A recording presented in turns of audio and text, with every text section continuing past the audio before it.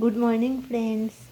ব্রেকফাস্টের জন্য আমি কড়াইতে একটু তেল দিয়ে দিয়েছি। সচরাচর আমার ব্রেকফাস্টটা ঠিক দেখানো হয় না, কারণ সকালবেলায় 5টা মিনিটেরও আমার বিশাল ব্যাপার। কিন্তু আজকে পেয়ে গেছি, একটু টাইম হাতে আছে।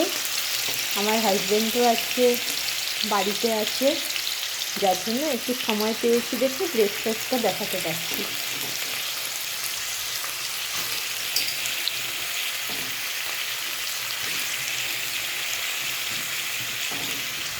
কড়াইতে তেল গরম করে এভাবে আলু কেটে আমি পুরো আলুটাই দিয়ে দেবো।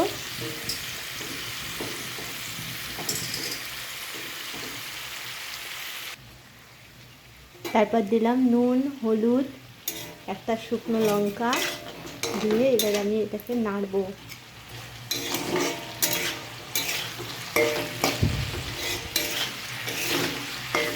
ভালো করে নুন হলুদের সঙ্গে আলুটাকে মাখিয়ে দেব।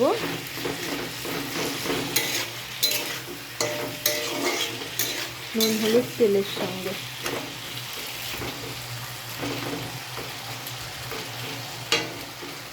এবার আমি একটু সময় এটাকে ঢাকা দিয়ে রাখবো।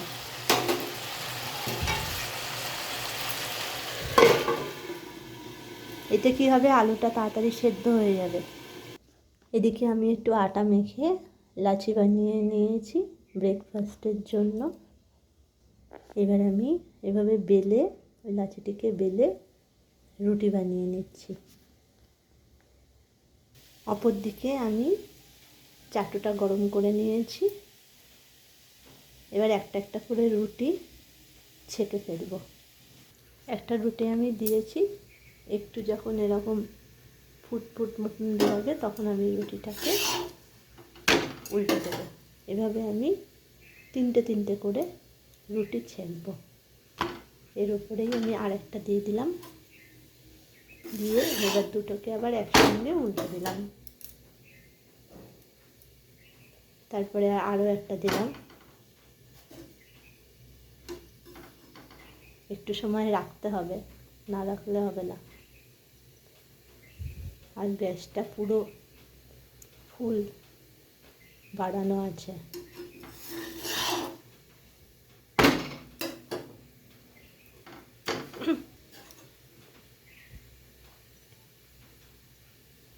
কিছুক্ষণ রেখে রেখে উল্টে দেব।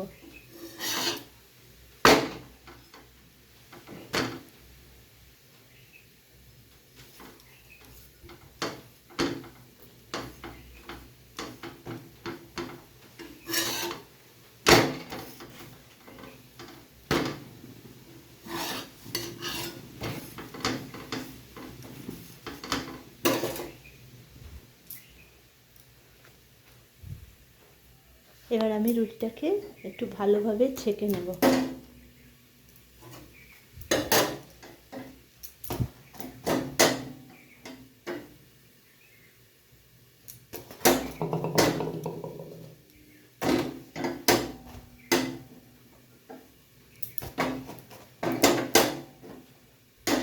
একটা রুটি ছাঁকা হয়ে গেলে তারপর আরেকটা রুটি আবার ছেঁকবো।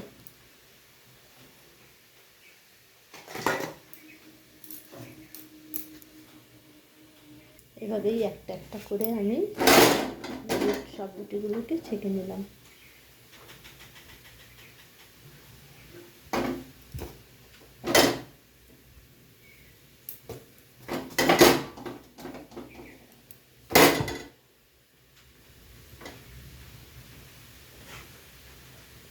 এবার আরও যে কটা আছে একইভাবেই আমি ছেঁকে নেব রুটিগুলিকে। এদিকে আমার আলু ভাজাটিও প্রায় হয়ে এসছে। রুটি আর আলু ভাজা সকালের ব্রেকফাস্ট। রোজই ব্রেকফাস্ট হয়, কিন্তু দেখানোর সুযোগ পাওয়া যায় না। আমাকেও স্কুলে যেতে হয়, আমার হাজব্যান্ডকেও যেতে হয় অফিসে, সময় পাই না।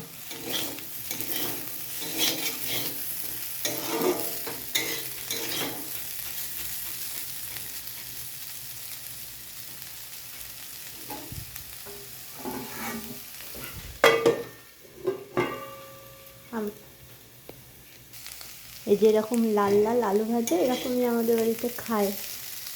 আলু ভাজাটা হয়েই এসছে। এবার আমি রুটির সঙ্গে সাজিয়ে দিয়ে দেবো ব্রেকফাস্টটা। গ্যাসটাও অফ করে দিতে হবে। এবার হয়ে গেছে আমার কাজ। Thank you friends.